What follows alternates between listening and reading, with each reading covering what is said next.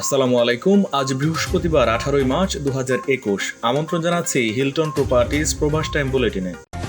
আউটপাসের সময়সীমা বাড়ালো Oman. 30 June পর্যন্ত ওমান ছাড়ার সময় পাবেন প্রবাসীরা। করোনা সংক্রমণ রোধে যুক্তরাজ্যের সাথে ফ্লাইট বন্ধ সহ বেশ কিছু নতুন সিদ্ধান্ত দিল ওমান। ঘরে ঘরে করোনা টিকা পৌঁছে দিতে ঘোষণা দিল ওমান। গত 3 মাসের সর্বোচ্চ আক্রান্ত আজ। টিকা দিয়েও নিয়ন্ত্রণে রাখা যাচ্ছে না মহামারী করোনার। করোনায় ক্ষতিগ্রস্ত তরুণ ও প্রবাসীদের জন্য সুখবর দিল বিশ্ব ব্যাংক। দেখছিলেন হিলটন প্রপার্টিজ প্রবাস টাইম শিরোনাম, এবারে বিস্তারিত। বন্দরনগরী চট্টগ্রামে ওমান ও দুবাই প্রবাসী মালিকানাধীন হিলটন প্রপার্টিজের সম্পূর্ণ রেডি ফ্ল্যাট মিলছে এখন মাসিক কিস্তিতে। বুকিংয়ের জন্য আজই যোগাযোগ করুন 01-832-711-118 অথবা 01-977-774729 এই নম্বরে। ওমান সরকার ঘোষিত সাধারণ ক্ষমার মেয়াদ দ্বিতীয় মেয়াদে বাড়ানো হয়েছে। বুধবার ওমান সরকারের নতুন সিদ্ধান্ত অনুযায়ী দেশটিতে বসবাসরত অবৈধ প্রবাসীরা আগামী 30 জুন পর্যন্ত ওমান ছাড়ার সুযোগ পাবেন। তবে প্রবাসীদের 31 মার্চের ভেতর আউটপাসের জন্য আবেদন করতে হবে। 31 মার্চের পর কোনো প্রবাসী আউটপাসের জন্য আবেদন করতে পারবেন না বলে জানানো হয়েছে। বুধবার ওমানের একাধিক জাতীয় গণমাধ্যমে এই সংবাদ প্রচার করা হয়েছে।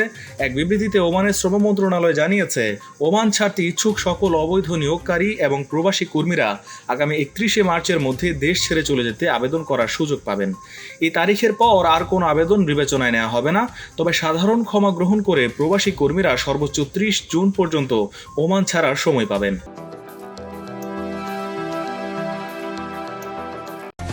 করোনা সংক্রমণ রোধে আগামীকাল শুক্রবার রাত 12টা থেকে কার্গো ফ্লাইট বাদে যুক্তরাজ্যের সাথে সকল ফ্লাইট বন্ধ ঘোষণা করেছে ওমানের সুপ্রিম কমিটি। পরবর্তী নির্দেশনা না দেওয়া পর্যন্ত এই নিষেধাজ্ঞা অব্যাহত থাকবে। সেই সাথে 14 দিনের মধ্যে যুক্তরাজ্য ভ্রমণ করেছে এমন ব্যক্তিদেরও ওমান প্রবেশে নিষেধাজ্ঞা আরোপ করা হয়েছে। বুধবার দেশটির করোনার সর্বশেষ পরিস্থিতি নিয়ে স্বরাষ্ট্রমন্ত্রী সৈয়দ হামুদ ফয়সাল আল বুসাইদের সভাপতিত্বে এক বৈঠকে এই সিদ্ধান্ত নেওয়া হয়। বৈঠকে ওমানের বর্তমান পরিস্থিতি থেকে উত্তরণে সকল ধরনের কার্যক্রম অব্যাহত রাখার নির্দেশ দেওয়া হয়। সেই সাথে এই রোগের প্রাদুর্ভাব দ্রুত বেড়ে যাওয়া এক ধরনের উদ্বেগজনক অবস্থা সৃষ্টি করেছে বলে জানিয়েছে সুপ্রিম কমিটি। এক বিবৃতিতে কমিটি জানিয়েছে, ওমানে করোনা সংক্রমণ বৃদ্ধির কারণে দেশটির রাত্রিকালীন বাণিজ্যিক প্রতিষ্ঠান বন্ধের সময়সীমা আগামী 3 এপ্রিল পর্যন্ত বাড়ানো হয়েছে।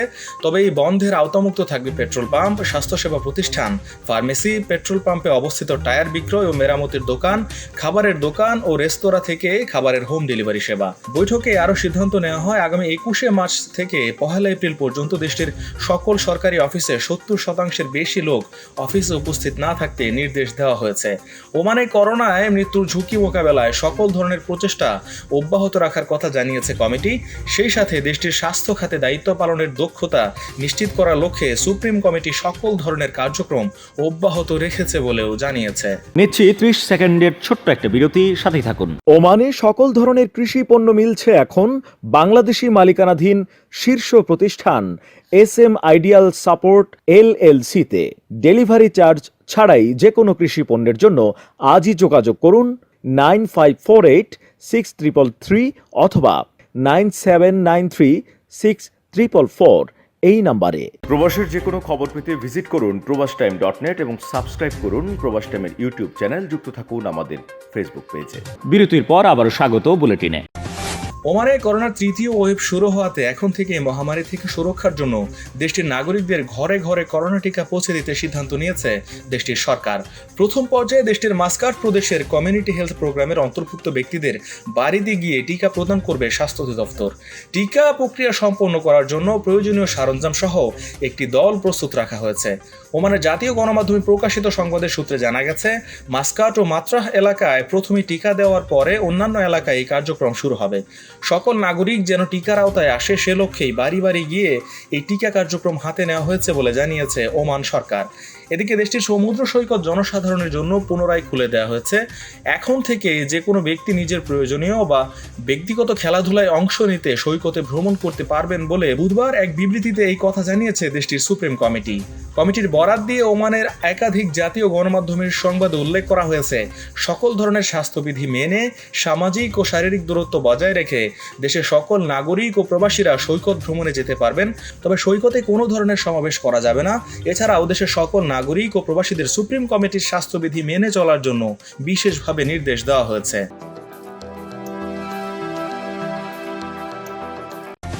ওমানে চলছে মহামারী করোনার তৃতীয় ঢেউ। করোনার টিকা দিয়েও নিয়ন্ত্রণে রাখা যাচ্ছে না নতুন সংক্রমণের। গতকালের তুলনায় আজও ঊর্ধ্বমুখী রয়েছে দেশটিতে করোনা নতুন সংক্রমণ। বৃহস্পতিবার ওমান স্বাস্থ্য মন্ত্রণালয়ের দেওয়া তথ্য অনুসারে দেশটিতে আজ নতুন আক্রান্তের সংখ্যা 577 জন এবং মৃত 3 জন। গতকালের তুলনায় আজ আক্রান্ত বেড়েছে 29 জন। এখনো পর্যন্ত মোট আক্রান্তের সংখ্যা 1,49,135 জন এবং মোট সুস্থের সংখ্যা 1,37,871 জন। নতুন 3 জনের মৃত্যুসহ মোট মৃতের সংখ্যা 1,620 জন। আজ নতুন সুস্থের সংখ্যা 327 জন। দেশটিতে মোট সুস্থতার সূচক কমে দাঁড়িয়েছে 93%। গত 24 ঘন্টায় দেশটির বিভিন্ন হাসপাতালে নতুন ভর্তি রোগীর সংখ্যা 58 জন। এখন পর্যন্ত দেশটির বিভিন্ন হাসপাতালে চিকিৎসাধীন অবস্থায় আছেন 311 জন, যাদের মধ্যে আশঙ্কাজনক অবস্থায় আইসিইউতে আছেন 88 জন। মহামারী করোনা সংক্রমণ থেকে রক্ষা পেতে কোনো ধরনের গুজবে কান না দিয়ে সবাইকে দ্রুত ভ্যাকসিন নিতে আহ্বান জানিয়েছে দেশটির সরকার। এদিকে ওমানে এখন করোনার তৃতীয় ঢেউ শুরু হয়েছে বলে উল্লেখ করেছেন স্বাস্থ্য মন্ত্রণালয়ের উপসচিব মোহাম্মদ আল হোসনি। ওমান টিভিকে দেয়া এক সাক্ষাৎকারে তিনি এই কথা বলেন। এ সময় আল হোসনি বলেন, আমরা তৃতীয় ঢেউয়ের শুরুতে আছি, তবে এই সংক্রমণ কমাতে যা করা প্রয়োজন সবই আমাদের করা উচিত। আল হোসনির এমন বক্তব্যে দেশটিতে পুনরায় লকডাউনের ইঙ্গিত পাওয়া যাচ্ছে বলে মনে করছেন অনেকেই। বিশ্বস্ত সূত্রে জানা গেছে, এভাবে করোনা বাড়তে থাকলে ফের ফ্লাইট বন্ধ সহ সকল ধরনের লকডাউনের মতো কঠোর সিদ্ধান্ত নিতে পারে ওমান সুপ্রিম কমিটি। তাই পরিস্থিতি নিয়ন্ত্রণে নিতে ওমান সরকারের সকল নির্দেশনা মেনে চলতে নাগরিক এবং প্রবাসীদের অনুরোধ জানিয়েছে ওমান স্বাস্থ্য মন্ত্রণালয়। অন্যথায় আইন অমান্যকারীদের বিরুদ্ধে কঠোর ব্যবস্থা নেওয়ার হুঁশিয়ারি দিয়েছে ওমান সুপ্রিম কমিটি। এদিকে বাংলাদেশে আজ করোনা সংক্রমণ রেকর্ড করেছে। গত 24 ঘন্টায় মারা গেছেন 16 জন। এ নিয়ে মৃতের সংখ্যা বেড়ে দাঁড়ালো 8,624 জনে। এছাড়া আজ নতুন শনাক্ত হয়েছে 2,187 জনের শরীরে, যা গত 3 মাসের মধ্যে সর্বোচ্চ। এ নিয়ে আজ পর্যন্ত দেশে মোট করোনা শনাক্ত দাঁড়ালো 5,64,939 জন। স্বাস্থ্য অধিদপ্তরের প্রেস বিজ্ঞপ্তিতে আরও উল্লেখ করা হয়, এদিন সুস্থ হয়েছেন আরও 1,534 জন। মোট সুস্থ হয়েছেন 5,17,523 জন।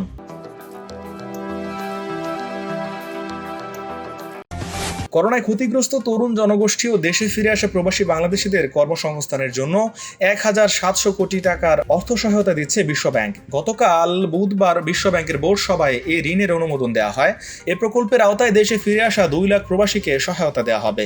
বিশ্বব্যাংকের সংবাদ বিজ্ঞপ্তিতে বলা হয়, দেশে ফেরত আসা প্রবাসী শ্রমিকদের অনেকে বিশাল ঋণের বোঝা নিয়ে ফিরেছেন। তাদের মানসিক শক্তি যোগাতে নানা ধরনের কাউন্সেলিং সেবা দরকার। এছাড়া তাদের কারিগরি, ভোকেশনাল, ব্যবসায় ব্যবস্থাপনা বিষয়ে প্রশিক্ষণও দেওয়া হবে। সারা দেশে 32 জেলার কল্যাণ কেন্দ্র থেকে দেওয়া হবে এ সেবা। সংবাদ বিজ্ঞপ্তিতে বিশ্বব্যাংকের কান্ট্রি ডিরেক্টর মার্সি টেম্বন বলেন, কয়েক দশক ধরে দারিদ্র্য বিমোচনে শহরের বিভিন্ন খাত এবং প্রবাসী শ্রমিকদের উল্লেখযোগ্য ভূমিকা আছে, কিন্তু করোনার কারণে এই 2 খাতই ব্যাপকভাবে ক্ষতিগ্রস্ত হয়েছে। করোনা পরবর্তী টেকসই প্রবৃদ্ধির জন্য প্রবাসী শ্রমিক, ক্ষুদ্র উদ্যোক্তা, শহরের বেকারদের কর্মসংস্থানের বাধা দূর করতে হবে। এর ঋণ বিশ্বব্যাংকের ইন্টারন্যাশনাল ডেভেলপমেন্ট অ্যাসোসিয়েশনের থেকে পাচ্ছে বাংলাদেশ। এটি সহজ শর্তের ঋণ। এই ঋণ পরিশোধের মেয়াদ 30 বছর।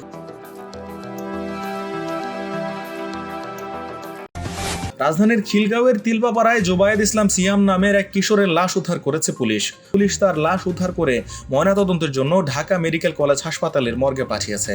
সিয়াম খিলগাঁও সরকারি বালক উচ্চ বিদ্যালয়ের 7ম শ্রেণীতে পড়তো। পরিবারের সদস্যরা জানায়, সিয়াম মোবাইল ফোনে ওমান প্রবাসী এক নারীর সঙ্গে নিয়মিত কথা বলতো। এর সূত্র ধরে তাদের মধ্যে প্রেমের সম্পর্ক গড়ে ওঠে। ওই নারীর সঙ্গে ঝগড়ার জের ধরে সে গলায় ফাঁস দিয়ে আত্মহত্যা করেছে বলে তারা ধারণা করছেন। খিলগাঁও থানার এসআই বদরুল আল আমিন জানান, বাসার একটি কক্ষ থেকে সিয়ামের ঝুলন্ত লাশ উদ্ধার করা হয়েছে। ময়নাতদন্তের পর মৃত্যুর প্রকৃত কারণ জানা যাবে। সিয়ামের বাবা জাহিদ খান জানান, বন্ধুদের সঙ্গে বেড়াতে গিয়ে এক মেয়ের সঙ্গে পরিচয় হয়েছিল সিয়ামের। ওই মেয়ের সঙ্গে নিয়মিত কথা বলতো সে। মেয়েটির আগেও একবার বিয়ে হয়েছিল। ওই মেয়ে এখন ওমানে থাকে। তাদের মধ্যে মাঝে মধ্যেই ঝগড়া হতো। ঝগড়ার জের ধরে সিয়াম আত্মহত্যা করেছে। জাহিদ খান বলেন, সকালে সিয়ামের রুমের লাইট জ্বালানো দেখে দরজায় নক করি। ভেতর থেকে কোনো সাড়া না পেয়ে দরজা ভেঙে ঢুকে দেখি সে সিলিং ফ্যানের সঙ্গে ঝুলে আছে। পরে পুলিশ এসে তার লাশ উদ্ধার করে। ওমানে চলতি মাসের শেষ নাগাদ শুরু হচ্ছে 4র্থ পর্যায়ে করোনা ভ্যাকসিন টিকা প্রদানের কার্যক্রম। দেশের স্বাস্থ্য মন্ত্রণালয়ের উপসচিব ডক্টর মোহাম্মদ আল হোসনি তথ্য নিশ্চিত করেছে। টিকা দেওয়ার সর্বশেষ তথ্য জানাতে গিয়ে ওমান টিভিকে তিনি জানান, চলতি মাসের শেষের দিকে প্রায় 1 মিলিয়ন ডোজ করোনার ভ্যাকসিন সরবরাহ করবে ওমান। সেই সাথে বর্তমান পরিস্থিতি সামাল দিতে আরও কঠোর ব্যবস্থা নেবে সরকার। আল হোসনি আরও বলেন, আগামী গরমকালে ভ্যাকসিনটি ব্যাপকভাবে পাওয়া যাবে। এটি ডোজ দেওয়ার 10 সপ্তাহ পর অন্য ডোজ প্রদান করতে হবে। মন্ত্রণালয় চলতি বছরের মধ্যে 5 মিলিয়ন ডোজ সরবরাহ করার উদ্দেশ্যে কাজ করছে। এছাড়াও ভ্যাকসিন পাসপোর্ট জারির বিষয়ে আলোচনা চলছে, যা বিভিন্ন দেশে ভ্রমণে নাগরিকদের আরও সুবিধা দেবে। তাই অতি দ্রুত দেশে স্বাস্থ্য পাসপোর্ট ব্যবহার করার পরিকল্পনা রয়েছে সরকারের। সকল নাগরিক স্বাস্থ্যবিধি সঠিকভাবে মেনে চললে এই বছরের শেষের দিকে স্বাভাবিক অবস্থায় ফিরে আসবে ওমান, এমনটাই মনে করেন আল হোসনি। এই ছিল হিলটন প্রপার্টিজ প্রবাস টাইম বুলেটিনের আজকের আয়োজনে। প্রবাসের যে কোনো খবর পেতে ভিজিট করুন probastimes.net এবং সাবস্ক্রাইব করুন প্রবাস টাইমের ইউটিউব চ্যানেল। যুক্ত থাকুন আমাদের ফেসবুক পেজে।